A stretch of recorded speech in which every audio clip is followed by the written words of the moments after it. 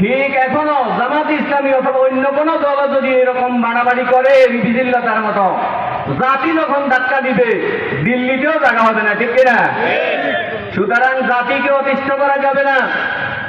একটি মাস যেরকম আল্লাহর একটি আয়াতকে মানতে গিয়ে ধৈর্য সহকারে সামনে আমরা অগ্রসর হয়ে আমরা তাকওয়ার গুণ অর্জন করেছি, সবরের গুণ অর্জন করেছি, ঠিক অন্য মানুষের খাওয়া দেখে, অন্য মানুষের লাফালাফি দেখে আমরা হতাশ হব না, আমরা চিন্তিত হব না, জাতি তাদের বিরুদ্ধে ব্যবস্থা নিবে, ঠিক কিনা?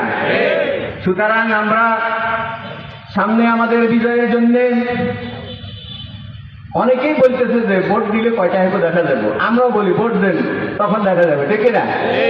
ভোট দেওয়া পর্যন্ত, ভোট বাছাই আনা পর্যন্ত ধৈর্য সহকারে প্রত্যেকটা লোকের, প্রত্যেক সেক্টরের লোকের কর্ণকুহরে বাংলাদেশ জামাত ইসলামী যে কাজগুলো আগে করেছে ধৈর্য সহকারে জীবন দিয়েছে, কিন্তু বাড়াবাড়িতে যাই নাই, জেল খেটেছে, বাড়াবাড়িতে যাই নাই।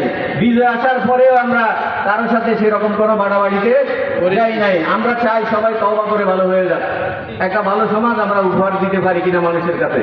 সুতরাং এই দাওয়াত মানুষের কাছে পৌঁছিয়ে দিবেন।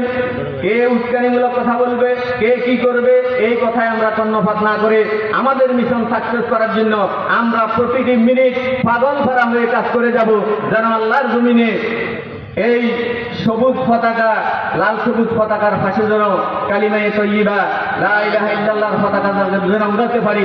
আল্লাহ আমাদেরকে সেই তৌফিক দান করুক। ওয়া মা তৌফিক ইল্লা বিল্লাহ। আসসালামু আলাইকুম ওয়া রাহমাতুল্লাহ।